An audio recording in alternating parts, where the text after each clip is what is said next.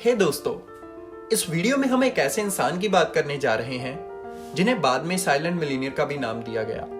जी हाँ, हम बात कर रहे हैं एन शाइबर की, जिन्होंने कुछ ऐसा कर डाला जो आने वाली जनरेशन के लिए एक बड़ी एग्जाम्पल बन गया, और वो भी तब जब पूरी दुनिया में औरतों के साथ डिस्क्रिमिनेशन जोरों पर था और हर फील्ड में मर्द डोमिनेट कर रहे थे।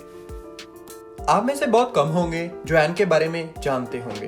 एन का जन्म 1 अक्टूबर 1893 को अमेरिका के न्यूयॉर्क शहर में एक आम से परिवार में हुआ। एन ने अपनी सेकेंडरी स्टडी सेक्ट्रियल स्कूल से की, जहां बाद में उन्होंने as a bookkeeper job भी की। बचपन से ही चुपचाप रहने वाली एन को हमेशा अकेले रहना पसंद था। अभी उनकी जिंदगी में सब कुछ सही ही चल रहा था कि अचानक एन के पिता का देहांत हो गया। परिवार में कोई कमाई का साधन ना होने पर एन को पढ़ाई के साथ साथ काम भी करना पड़ा।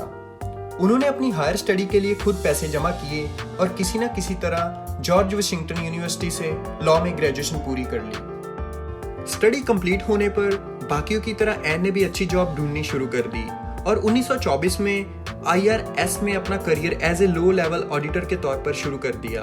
अमेरिकन टैक्स डिपार्टमेंट में काम करके एन को काफी कुछ सीखने को भी मिला, खास तौर पर अमीरों का इन्वेस्टमेंट का तरीका।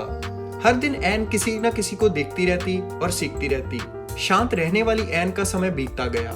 नौकरी पर एन के साथ डिस्क्रिमिनेशन होना आम सी बात हो गई थी, जिसके दो बड़े कारण थे। पहला, उनका संबंध जूइश फैमिली से था और दूसरा, वो एक औरत थी, जिसके कारण 23 साल के जॉब कैरियर में ना तो एन को कभी प्रमोशन मिला और ना ही उनकी कभी डिजर्व पे बढ़ाई गई। लेकिन एन को इन बातों से कोई ज्यादा फर्क नहीं पड़ा।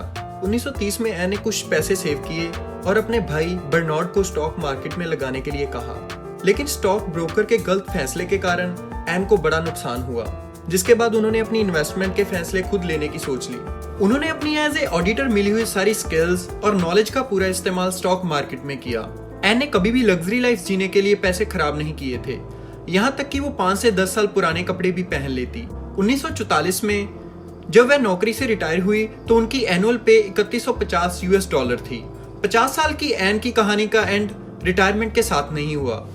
हम में से बहुत सारे लोग होंगे जो इतनी एज में आकर शायद अपना वर्किंग करियर खत्म कर देते हैं, लेकिन एन का सफर अभी शुरू हुआ था, और वो भी अगले 50 साल तक। जी हाँ, 1944 में जब एन की रिटायरमेंट हुई तो उन्होंने अपना ब्रोकर्स अकाउंट ओपन करवाया।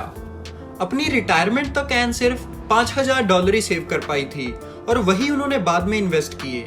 दूसरा इनकम का सोर्स था उनकी एनुअल पेंशन, जो कि $3100 थे, जो कि अमेरिका में एक बहुत छोटा नंबर माना जाता है। एन ने अपना एक एक डॉलर बड़ी ही समझदारी से इन्वेस्ट करना शुरू किया। 1950 में एक सही फैसला लेते हुए एन ने शेरलिंग प्लॉ के 1000 शेयर सिर्फ $10,000 में खरीद लिए, जिनकी कैपिटल वैल्यू 1995 में $7.5 मिलियन हो गई। और दूसरा बड़ा फैसला था 1980 में कोका कोला पर इन्वेस्टमेंट। कई बार शेयर्स की कीमत गिरने पर भी आखिर में एन के द्वारा लगाए हुए $28,000 को $7.25 लाख बनने में ज्यादा समय नहीं लगा।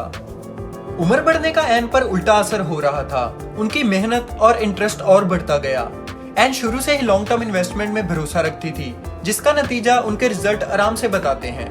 $5000 से शुरू करने वाली एक आम सी औरत जिसने $3150 से ज्यादा कभी एनुअल पे नहीं ली थी, लेकिन जब उनका 1995 में निधन हुआ तो उनकी इन्वेस्टमेंट और सेविंग्स देखकर बड़े बड़े लोग हैरान रह गए, क्योंकि इसके बारे में उनके अलावा सिर्फ उनके ब्रोकर और लॉयर को पता था।